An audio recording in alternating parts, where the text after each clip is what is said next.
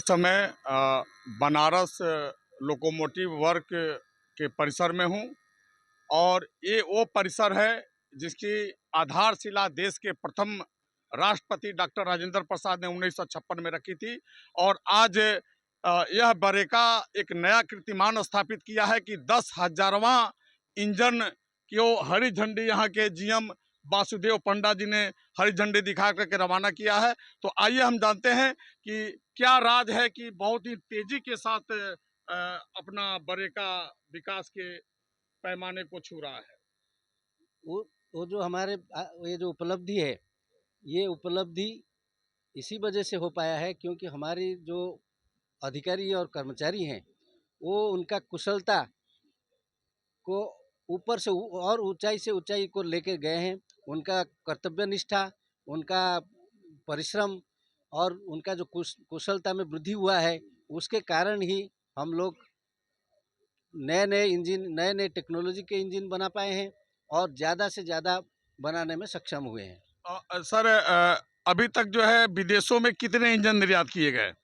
अभी तक विदेशों में 172 इंजन हम लोग निर्यात किए हैं और आगे भी करने के लिए, ज़्यादा से ज़्यादा करने के लिए हम लोग सब प्रबंधन कर रहे हैं। वो जल्दी और भी चले जाएंगे। अच्छा, ये बताइए कि संरक्षा के ऊपर जो है बरेका क्या नया कुछ करने जा रहा है?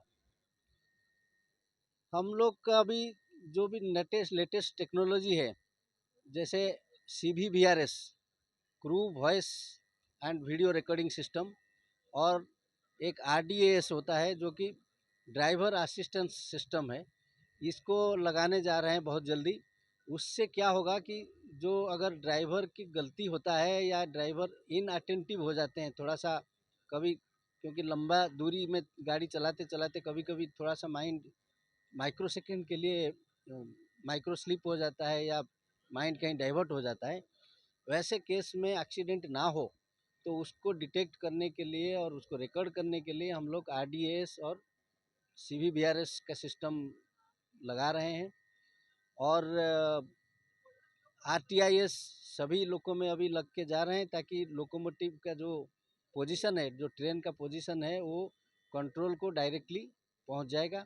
उससे ना कि हमको ट्रेन के पोजीशन के बारे में कंट्रोल को इमीडिएट पता चल जाता है, बल्कि बहुत सारे उपलब्ध मतलब सुविधा उससे मिल जाता है हमको ट्रेन के बारे में पता लगाने के लिए।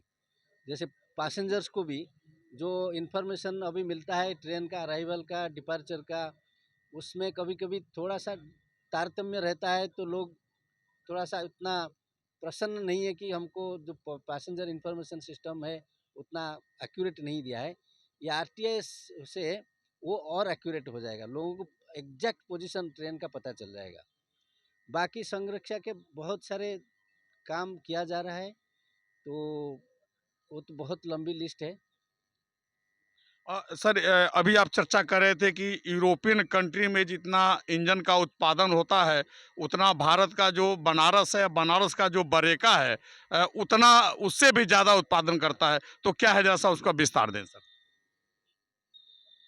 देखिए, भारत अभी एक बहुत प्रगति के रास्ते पर है, तो हमारे जो इंडस्ट्रियल प्रोडक्शन है वो बहुत बढ़ गए हैं। तो उसके कारण हम लोग, चाहे भारतीय रेल हो या कोई भी और क्षेत्र है, उसमें बहुत ज़्यादा प्रगति है, वो आपको भी पता चलता है। तो जैसे आप बोलेंगे कि यूरोप में रेलवे के जितने इंजन बनते हैं उससे ज़्यादा अभी हम लोग बना रहे हैं, क्योंकि हमारे भारतीय रेल एक्सपांशन के मोड में है। हर साल हम लोग 1000 से ज़्यादा इंजन बना रहे हैं। हर साल हम लोग 4000 से ज़्यादा न्यू लाइन जो पटरी है वो बना रहे हैं। तो इस एक्सपांशन में जो हमारे ट्रैफिक है, हमारा जो गुड्स और पैसेंजर ट्रैफिक है, उसका रिक्वायरमेंट को मीट करने के लिए हमको ज़्यादा से ज़्यादा इंजन और डब्बे और पटरी की ज़रूरत है। इसीलिए हम लोग इतना बना, यूरोप में इतना एक्सपेंशन नहीं हो पा रहा है, तो इसलिए वहाँ पे उतने नहीं बनते हैं जितना हम अभी हम अकेले BLW में ही बना रहे हैं। तो देखिए, कहा जाता है कि पूरे दुनिया में ट्रेन ही एक ऐसी है और इंजन ही एक ऐसी है कि जो रेलवे का इंजन आगे भी चलता है और पीछे भी चलता है।